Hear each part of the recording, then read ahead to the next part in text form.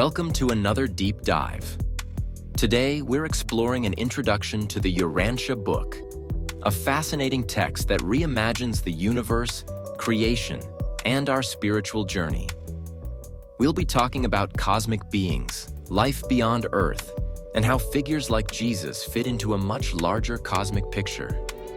Get ready to expand your mind as we dive into the mysteries of the universe and the deeper meaning of existence. Let's get started. Okay, so it seems like lately you've been wrestling with some pretty big questions, like the universe, how it all began, the nature of God, that kind of thing. And from what I gather, you might have stumbled across a fascinating piece to that puzzle, the Urantia book.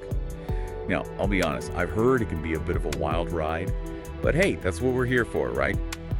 Consider this deep dive your express route through the cosmos, at least when it comes to this book. You know what gets me about the Urantia book? It doesn't just give you another creation myth.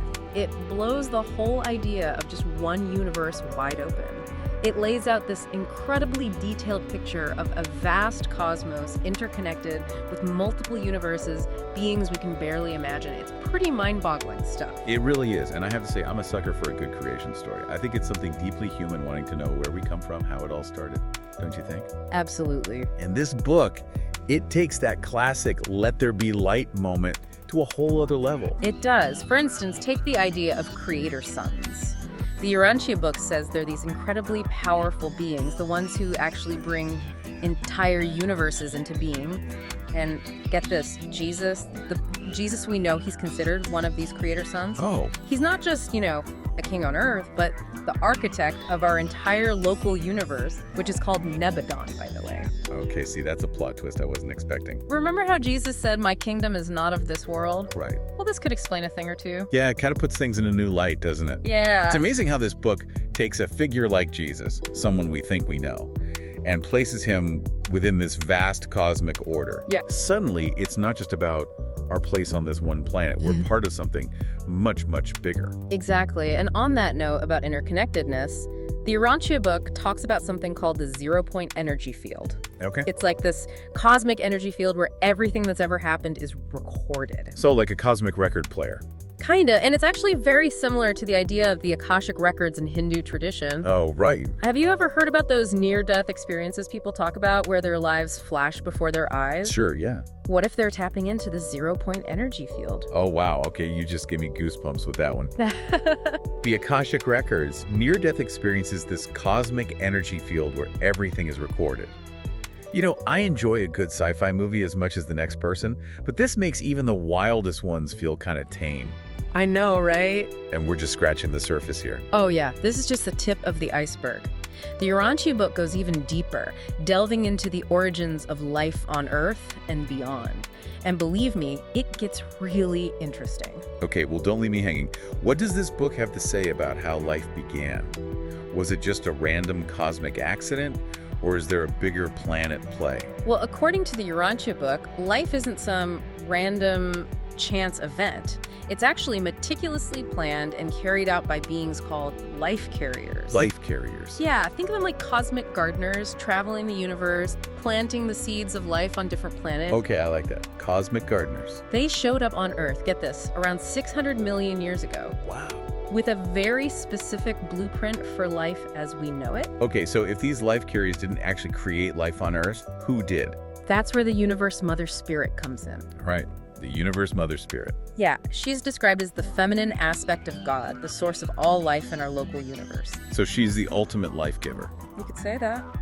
The one who sparks the flame of consciousness. So unlike those theories about life being a happy accident, the Urantia book offers a much more deliberate, even comforting perspective in a way. Like we're part of something much bigger, designed with a purpose. Right. But what about afterlife? Does the book touch on that at all? Absolutely. It dives deep into the afterlife, but maybe not how you'd expect. Remember how I mentioned the life carriers can't create life from scratch? Well, there's this other really fascinating concept in the book, something called the merantial self. which is essentially the evolving soul. It's the part of us that continues after death, and it travels to these amazing places called mansion worlds to keep learning and growing. Mansion worlds. Okay, that sounds intriguing. Yeah, they're not your typical mansions. Think breathtaking landscapes, vibrant communities, endless possibilities for spiritual development. It's like a cosmic university for the soul, if you will. Wow. It makes you think about those near-death experiences where people describe these incredible places so beautiful they didn't want to leave. Maybe they caught a glimpse of these mansion worlds. Wow, that's quite a journey we've taken already, and it seems like we're just getting started. All right, so we're back, still diving deep into the Urantia book. And now we're getting to a story, well, you might think you know it, Adam and Eve. But trust me, this is not the Adam and Eve you're used to. Yeah, this is not your typical Sunday school version. Yeah. Forget that apple and the talking snake. This is something else entirely. Okay, I'm intrigued. Lay it on me. So, the Urantia book presents Adam and Eve as, well, they were like these highly advanced beings, and they were sent to Earth on a mission, essentially to upgrade humanity. A cosmic upgrade. Okay, that's new. So were they supposed to like build spaceships or something? What does that even mean? Not exactly spaceships, though that would be pretty cool, wouldn't it? Picture this. Adam and Eve were designed to be, well, almost superhuman, I guess you could say, both physically and mentally. And their purpose. They were supposed to have, get this, 1 million offspring, a whole new race, inheriting their advanced genes and, their spiritual wisdom. 1 million. Wow. Okay. So they were basically supposed to fast track human evolution, like on a massive scale. Yeah. Intellectually and spiritually, that's a tall order. It is. If they were so advanced, where did they even come from? All right, buckle up, because this is where it gets really wild. The Urantia book says they were literally created by celestial surgeons from another universe. Okay, hold on. Celestial surgeons from another universe. Now you're just messing with me. I'm serious. It's right there in the book. Talk about advanced medical technology. Right. It's enough to make you wonder about those ancient alien theories. It is. Okay, so say I'm following you so far. If Adam and Eve were sent here to upgrade humanity, who exactly were they upgrading? Were there already people living on Earth? You're exactly right to ask that. The Urantia book says there were 2 other groups already here. First, you've got the Nodites, and they were descendants of, well, there was this earlier rebellion in the cosmos. Oh, so there's cosmic drama too. Oh, yeah. And then there were the Ammonites, who, unlike the rebellious Nodites, had remained loyal to the divine plan. Got it. Okay. So even before Adam and Eve show up, you've already got some tension brewing with these different groups, each with their own agendas, I'm guessing. Exactly. And according to the Urantia book, this clash of civilizations, you could say, really shaped our history in ways we probably can't even imagine. It makes you realize that human history, it's probably even more complicated and messy than we think it is. For sure. And a great example of that is the Tower of Babel. You know that story, right? Most people hear it as like, God confusing the languages. Yeah, I always thought that story was kind of strange. Well, the Urantia book takes a completely different angle. Oh, really? It suggests that the Tower of Babel was an actual structure, and get this, they place it potentially where the Temple of Jupiter stands today in Lebanon. No way. Yeah. So those huge 800-ton foundation stones there, the book claims those could be remnants of this ancient attempt to, reach the heavens. And the builders, it says it was the Nodites, driven by their desire for power and influence. Okay, so it's less about divine intervention and more about, like, human ambition and conflict backfiring.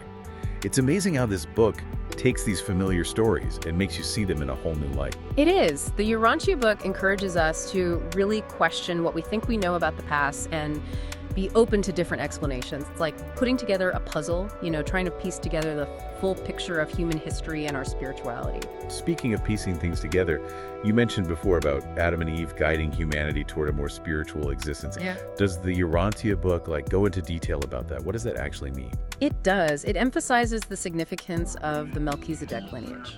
This is a spiritual line that begins with this mysterious figure, Melchizedek, and goes through key biblical figures like Abraham. And get this, it ultimately leads to Jesus. Wait a minute, hold on. You're telling me there's a direct spiritual connection between, Abraham and Jesus? That's what the Urantia book suggests. It implies that a lot of this ancient wisdom, this deeper understanding of God and our place in the cosmos, it's been, lost or misinterpreted over time. And that's had a huge impact on how we see ourselves, our purpose, even our relationship with the divine. Wow, okay, now this is where it gets really interesting. We've gone from celestial surgeons and cosmic upgrades to, lost spiritual traditions and the real meaning of Jesus. I can't wait to hear what's next. Okay, so we've covered a lot of ground, haven't we? This expansive universe, cosmic gardeners, Adam and Eve with a twist, even hinted at some lost spiritual knowledge. Ready to see what the Urantia book has to say about Jesus? You know it. It's been on my mind this whole time. I mean, with everything else being so different in the book, I can only imagine what their take on Jesus is. Well, get ready for this one. The Urantia book suggests that Jesus' death, it wasn't about atoning for our sins like, traditional Christianity teaches. Okay. Instead, it frames his death and resurrection as this powerful demonstration, proof that life goes on after death, but in a new, more evolved form. Remember how he kept telling his disciples that he would rise again? Right. It's like he was giving them and us a glimpse of what's possible.